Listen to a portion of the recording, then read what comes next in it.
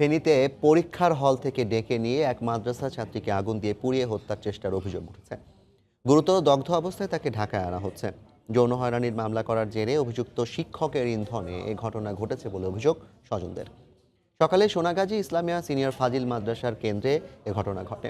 Police জানায়, আলিম আরবি প্রথম পত্র পরীক্ষা দিতে যায় পৌরসভার চরচান্দিয়া গ্রামের নুসরাত জাহান রাফি। স্বজনদের অভিযোগ, তাকে ভবনের ছাদে ডেকে নিয়ে যায় কয়েক পরীক্ষার্থী।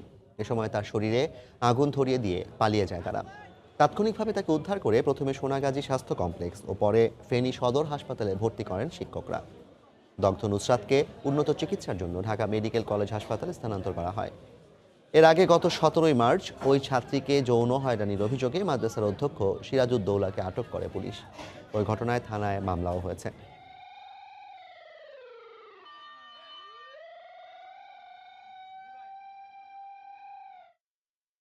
নুসরাত সাথে চলে গেছে, তখন মেয়েরা বলতেছে যে তুই প্রিন্সিপালের ব্যাপারটা হলে এত বাড়াবাড়ি করার কি যা হয়েছে গেছে বই, যা হয়েছে গেছে বই, এগুলা দাফা চাপাতে কয় না হুজুরে অন্যায় করছে, আর যাতে কারোর সাথে অন্যায় না করতে পারে, এটা আইনিভাবে চলে গেছে, আইনিভাবে হবে।